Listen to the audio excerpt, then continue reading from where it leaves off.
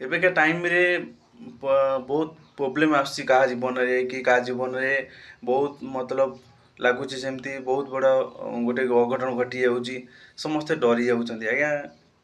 କେବେ ବି ଡରନ୍ତୁନି ଆଜ୍ଞା। କାହିଁକି ନା ଷ୍ଟାର୍ଟିଂରୁ ଆଜି ଏ ପର୍ଯ୍ୟନ୍ତ ହେଇଗଲା ତ ମୁଁ ଯାହା ବି ହେଉନା କାହିଁ ଆପଣ ଥରେ ଚିନ୍ତା କରନ୍ତୁ କେତେ ପ୍ରୋବ୍ଲେମ୍ ଲାଇଫରେ ଆସିଛି। କେବେ ବି ସେ ପ୍ରୋବ୍ଲେମ୍ ଆଜି ପର୍ଯ୍ୟନ୍ତ ରହିଛି କେବେ ବି ରହିନି। କାହିଁକି ନା ସମୟ ଆସିଲେ କୌଣସି ନା କୌଣସି ପ୍ରୋବ୍ଲେମର ଯେଉଁ ବି ଆମ ଲାଇଫରେ ଅଛି ତାର ସମୟ ଆସିଲେ ସବୁ ସଲ୍ଭ ହେଇକି ଆସୁଛି ଓ ସଲ୍ଭ ଆମେ ହିଁ କରୁଛୁ। ସଲ୍ଭ ଆମ ଦ୍ୱାରା ହିଁ କରିବାର ଅଛି। ତ କାହିଁ ଚିନ୍ତା କରିବାର ଅଛି ଯେଉଁ ବି ପ୍ରୋବ୍ଲେମ୍ ଆସେ ନା ଆସିବାକୁ ଦିଅ। କାହିଁକିନା ଲାଇଫରେ ପ୍ରୋବ୍ଲେମ୍ ନାହିଁ ତ ମଜା ନାହିଁ। ତ ପ୍ରୋବ୍ଲେମ୍ ଆସିବାକୁ ଦିଅ।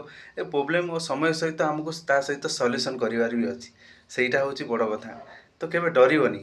ପ୍ରୋବ୍ଲେମ୍ ତ ଆସିବ, ଲାଇଫ୍ ଅଛି ତ ପ୍ରୋବ୍ଲେମ୍ ଆସିବ। ପ୍ରୋବ୍ଲେମ୍ କେତେବେଳେ ସଲ୍ଭ ହେଇଯିବ ନା ଯେତେବେଳେ ଆମେ ମରିଯିବା। ସେତେବେଳେ ନା ଆମର କିଛି ପ୍ରୋବ୍ଲେମ୍ ଥିବ ନା କିଛି ଟେନସନ୍ ଥିବ ନା କିଛି ନଥିବ।